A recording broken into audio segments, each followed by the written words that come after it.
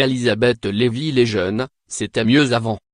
Elisabeth Lévy est journaliste et directrice de la rédaction de Causeur. Dans son dernier numéro intitulé Mouvement étudiant, le printemps de l'ignorance, le magazine Causeur publie une longue enquête sur le mouvement étudiant. Votre dernier numéro est consacré à la révolte des étudiants dans les universités. Vous titrez « Mouvement étudiant, le printemps de l'ignorance ». Les jeunes d'aujourd'hui sont-ils vraiment plus cons que ceux d'hier? Quand on observe la minorité active et ignorante propagée avec jobardisée dans un français pauvre et des clichés à 2 balles sur le racisme d'État et les stéréotypes de genre, on se dit en effet que, les jeunes, c'était mieux avant. Mais pas d'amalgame. Le printemps de l'ignorance dont nous parlons, c'est le mouvement étudiant, et il concerne une micro-minorité qui a réussi à semer le bazar dans les facs de lettres et de sciences humaines. Cependant, il prospère sur un terreau extrême gauchiste qui lui, n'épargne ni les grandes écoles ni les facs de sciences. Les activistes version 2018 sont-ils plus cons que leurs aînés, comme vous le dites joliment? Sur ce point je m'en remets à votre sagacité, après tout c'est votre génération. En revanche qu'ils soient moins bien éduqués, pour ne pas dire plus incultes, est une triste évidence. Ce printemps aura vu la révolte des bacs plus 0. Ce sont les enfants rois d'une école qui a habillé d'un jargon ridicule et pompeux son renoncement à transmettre l'héritage au grand nombre. Et bien sûr, ils sont tout aussi conformistes dans la rebellitude que tous leurs prédécesseurs. Ces néo-militants font usage d'un salmigondis prétentieux et creux, rédigé dans une orthographe déplorable comme celle qu'a épinglé le Canard enchaîné dans un dossier de presse de l'UNEF. Le syndicat étudiant y craignait que les femmes choisissent des filières, accrochez-vous, avec des qualités ou des prérequis dont elles pensent disposer actuellement ou étant à leur portée. Le problème, ce n'est pas notre orthographe, claironne la vice-présidente du syndicat, qui poursuit des études de genre à Paris-Villy, Saint-Denis. Eh bien un peu, si. Il m'arrive de penser qu'on devrait leur céder et les laisser croupir dans les facs dortoirs qu'ils semblent tant priser. Mais ce n'est pas de leur faute s'ils sont les enfants d'une école qui semble avoir adopté comme programme la médiocrité pour tous, d'une gauche qui méprise tellement les enfants de pauvres qu'elle a fermé les internats d'excellence et supprimé les bourses au mérite, et de médias qui caressent leur lubie dans le sens du poil. Enfin, il y a aussi des phénomènes de reproduction sociale et des injustices contre lesquelles il faut se révolter. Certes, mais pour ces jeunes gens, qui ont tous dû lire la même fiche sur les héritiers de Bourdieu, et passeront, que l'on puisse exiger d'eux, à chaque étape de leur scolarité, des résultats et des acquis correspondant à leur niveau supposé, c'est déjà le comble de l'injustice. La méritocratie, c'est vraiment trop injuste. Cependant, le plus décourageant, c'est qu'une partie de leurs professeurs, au lieu d'être les intercesseurs du réel, les encouragent dans leur combat pour le droit au diplôme. Certes, le gouvernement a fait évacuer les facs occupées.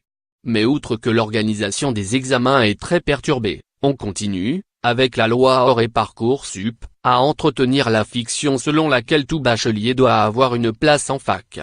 Qui va d'ailleurs de pair avec la fiction d'un bac obtenu par plus de 80% d'une génération. Et avec cette autre encore, qui selon Marcel Gauchet plaît beaucoup aux profs, selon laquelle un doctorat passé à Trifouilly-les-Oies en vaut un autre, soutenu à la Sorbonne.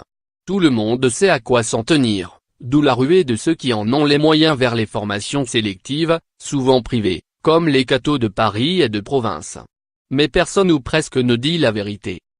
La vérité, c'est que la compétition du talent est infiniment préférable à la cooptation de la naissance. Quelle vérité? La vérité c'est que, dans le monde entier, il n'existe pas une seule formation non sélective qui ait la moindre valeur et que les diplômes qu'ils prétendent obtenir sans effort ne leur serviront à rien.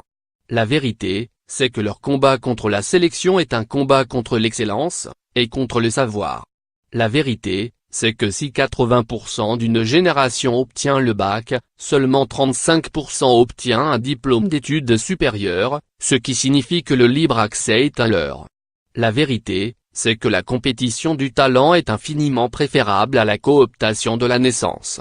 Quand on songe à l'idolâtrie que nombre de jeunes vouent aux grands sportifs, incarnation d'un monde ultra compétitif, il est curieux que l'idée même de compétition soit devenue un objet de détestation et d'effroi.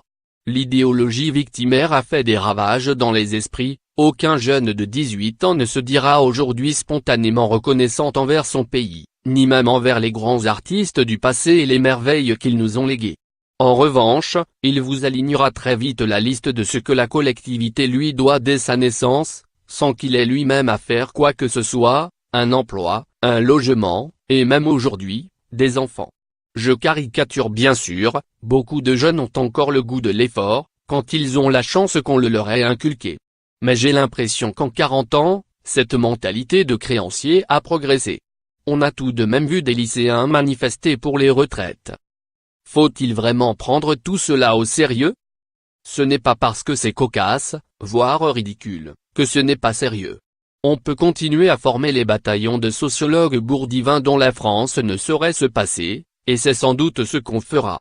Il faudrait cependant rappeler qu'il n'y a plus de parti socialiste triomphant pour employer tous ces sociologues dans des associations ou des municipalités. Cependant, le désastre de l'enseignement des humanités, mot qui a d'ailleurs disparu de notre vocabulaire, et des sciences sociales est une affaire sérieuse. La sociologie est bourdivinisée et même sous-bourdivinisée car les épigones du maître n'ont pas son talent, l'histoire boucheronisée, Patrick Boucheron, coordinateur de l'histoire mondiale de la France étant la nouvelle star de la discipline. Une fois passée la sélection féroce du premier cycle, on assiste, y compris dans les institutions les plus élitistes, au triomphe de l'idéologie et pas de la plus subtile. Et comment le serait-elle, quand son principal article de foi est la haine de ce qui n'est pas elle? La longue enquête que nous publions révèle qu'à Normal Sup LS des adultes raisonnables doivent écrire en langue inclusive sous peine d'être dénoncés par de petits gardes-roses. Pouvez-vous la décrire plus précisément? À moins de considérer comme une pensée la division du monde entre les dominants et les dominés, on chercherait en vain une théorie unificatrice. Martine à la fac joue à Nuit debout, c'est-à-dire à la convergence des luttes, de l'écriture inclusive à la Palestine en passant par l'antispécisme et l'indigénisme des études décoloniales. Bref, c'est tous les jours la fête au vieux mâle blanc. La longue enquête sur le mouvement que nous publions révèle notamment que, dans les ex-temples du savoir que sont Normal Sup LS, des adultes raisonnables doivent écrire en langue inclusive sous peine d'être dénoncés par de petits gardes-roses. Et on ne compte plus les séminaires sur les questions de genre ou sur tous les autres thèmes tendances sur lesquels se ruent des enseignants et des chercheurs pour être bien vus. On peut se contenter de rire, mais quand on pense à l'histoire de Normal Sup et au rôle qu'elle a joué dans la formation des élites, on a le cœur serré. Vous avez noté le rapprochement entre gauchistes et indigénistes. Cette nébuleuse rouge-verte vous inquiète-t-elle? Oui, car elle témoigne de la dieudonisation d'une partie de la jeunesse. L'indigénisme et ses théories délirantes sur le colonialisme toujours vivant préparent le terrain au crypto-islamisme qui voit en tout musulman un damné de la terre qu'il faut délivrer de ses chaînes, celle-ci s'appelant en l'occurrence laïcité Irak/isme d'État. Même le chien Guevara ne vous a pas fait sourire? Bien sûr que si, ce happening canin était très amusant. Et il prouve que les animateurs du mouvement étudiant sont des enfants de leur temps. En effet, c'est le genre de vidéo qui fait un malheur sur YouTube. Leur talent pour ce genre de choses saute plus aux yeux que leur pertinence politique. Et les révolutionnaires de Sciences Po? Là encore, il faut distinguer le folklore contestationnaire de l'évolution structurelle. Comme me l'a dit un ami étudiant, à 10 000 € l'année de cours, les blocages ne durent jamais très longtemps à Sciences Po. En revanche, le succès qui remporte le catéchisme progressiste est pour le moins inquiétant. J'ai récemment débattu avec Marlène Schiappa de la Révolution Balance ton port à l'invitation de Sciences Po TV. Eh bien dans l'amphithéâtre Boutmy, plein à craquer, pas pour moi, je vous rassure, la personne la plus ouverte à la divergence était la ministre. Quand j'ai dit que, d'après mon expérience, il arrivait qu'une femme dise non en pensant oui, l'assistance s'est étranglée. Cette pruderie est une autre différence, et de taille, entre la génération 68 et la génération 2018. Les émeutes de Nanterre ont commencé par des revendications sur la mixité. Aujourd'hui, la pointe avancée du progressisme réclame des réunions non mixtes et / ou réservées aux personnes racisées, terme de la novlangue pour désigner les Noirs et les Arabes. Les émeutes de Nanterre ont commencé par des revendications sur la mixité. Aujourd'hui, La pointe avancée du progressisme réclame des réunions non mixtes et /obliques ou réservées aux personnes racisées. N'empêche, ce genre de manif n'est-il pas un rite de passage obligatoire depuis 1968 ?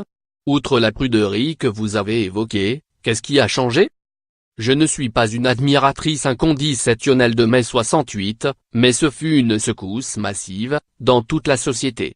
Aujourd'hui, on a affaire à un mouvement très minoritaire.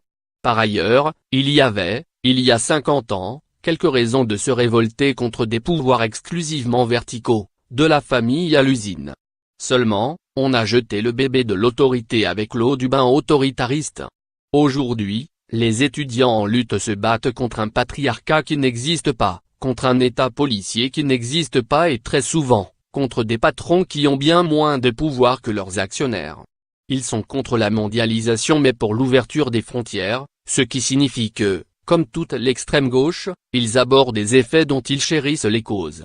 Il y a 50 ans Pasolini notait que les enfants d'ouvriers se trouvaient dans les rangs de la police, pas celui des manifestants. Aujourd'hui, la police est aussi discrète que possible et les enfants d'ouvriers font partie des étudiants qui veulent travailler. Ce qui me frappe c'est leur passion pour la laideur pour reprendre l'expression d'Alain Finkielkraut dans vos pages. En tout cas, contrairement à beaucoup de leurs aînés, ils n'ont aucune passion pour la beauté de la langue et des œuvres du passé. Que vous inspire le phénomène Black Bloc ?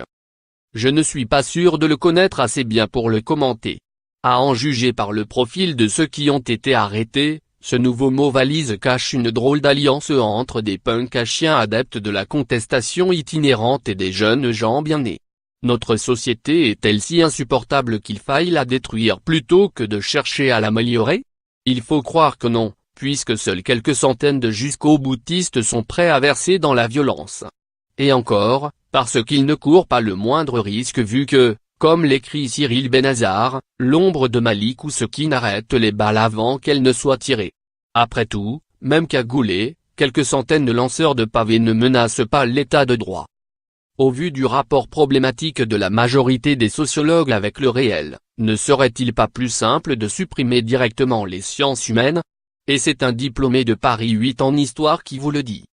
Que proposez-vous ? On ferme. On abandonne l'histoire, la sociologie et la littérature aux idéologues et à l'écriture inclusive ? Et pourquoi pas, dans la foulée, concéder les banlieues aux islamistes en laissant tomber toutes les femmes qui se battent pour leurs droits ? Si, comme vous l'euphémisez, une majorité de sociologues entretient un rapport problématique avec le réel,